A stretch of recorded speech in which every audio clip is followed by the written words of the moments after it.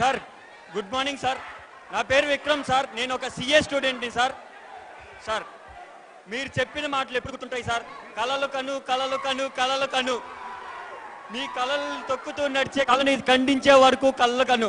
మేము కళలు కంటుండే దేనికంటే సార్, మమ్మల్ని పాలించే వాళ్ళు పొలిటీషియన్స్ కాదు, ఒక లీడర్ కావాలి సార్. అది మీలో మేము చూసుకుంటున్నాం సార్. ఇంకోటి ఏంటంటే ఎడ్యుకేషనల్ సిస్టమ్ సార్. మెయిన్ ఎవరైనా కానీ ఒక పెద్దోళ్ళు అవ్వాలంటే చిన్నప్పుడు ఎడ్యుకేషన్ ఎలా ఉంటుంది అనే దాని మీదే ఉంది సార్. ఇప్పుడు మాకుండే ఎడ్యుకేషన్ ఎలా ఉందంటే sir, pressure pressure pressure pressure pressure sir. Play grounds ఎన్ని ఉంటున్నాయి సార్? అసలు ప్లే గ్రౌండ్ అంటే ఒక ఇంటర్ స్టూడెంట్ ఇంటర్ 2 సంవత్సరాల వయసు ఎప్పుడైనా చూస్తున్నారా సార్?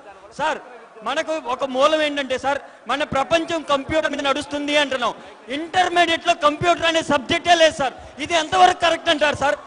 మన సిస్టంలో we're running on based on computers. Intermediate 2 సంవత్సరాలు ఒక కంప్యూటర్ సబ్జెక్టే లేదు సార్. మొత్తం సైన్స్ మ్యాథ్స్. కానీ ఇంజనీరింగ్ లో కంప్యూటర్ నేర్చుకోవాలి. ఎలా సార్? ఫండమెంటల్స్ ఉండవు, ఏముండవు. మేము ప్రపంచానికి తగినట్టు పరిగెత్తాలంటారు, కానీ మాకు ఎటువంటి చదువు చదువు చదువు చదువు చదువు చదువే సార్. కనీసం స్పోర్ట్స్ అనే system sir. Corporate colleges sir ఏం తీసుకుంటున్నారు సార్ రెస్పాన్సిబిలిటీ? చదువేనా? చదువుతో పాటు మాకు ఇంకేం తెలియక సార్ మీరు చెప్తా ఉంటారు సార్.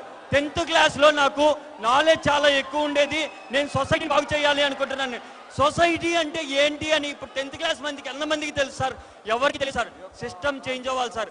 ఎక్కడి నుంచి అంటే మేము చిన్నప్పుడుగా ఉన్నప్పటి నుంచే సిస్టమ్ చేంజ్ అవ్వాలి sir. Thank you very much sir. Thank you అన్నా. నమస్కారం అన్నా. అన్నా మీరు ఎస్పీఎస్ఆర్ నెల్లూరు జిల్లాలో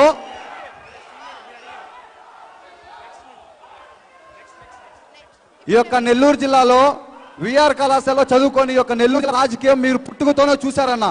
కానీ ఈ యొక్క నెల్లూరు జిల్లాలో ఈ రోజు ఉన్నటువంటి రాజకీయం కుటుంబ పాలన, రౌడీ పాలన ఎక్కువైపోయిందన్న. ఈ యొక్క 2014 తర్వాత ప్రభుత్వం నుండి ఒక్క బీటెక్ విద్యార్థికి ఫీజు రీంబర్స్మెంట్ విడుదల చేయాల. ప్రతి కార్పొరేట్ కళాశాలలో సంవత్సరానికి వేలాది మంది విద్యార్థులు చనిపోతున్నారు.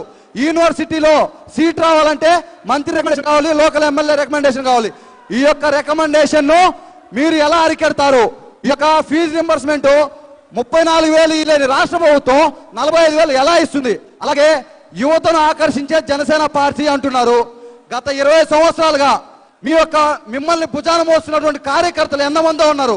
వాళ్ళు జెండాలకున్న కళలాగే మిగిలిపోతున్నారు, కానీ అక్కడికి వచ్చి నిలబడే యొక్క స్థానం కల్పించట్లేదు.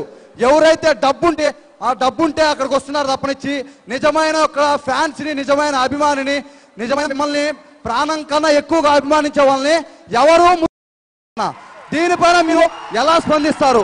అంతేకాకుండా ఈ యొక్క కార్పొరేట్ కళాశాలని తొత్తులుగా రాష్ట్ర ప్రభుత్వానికి మీరు ఏ సమాధానం చెప్తారు? ఈ యొక్క అలాగే నాకు చిన్న డౌట్ అన్నా.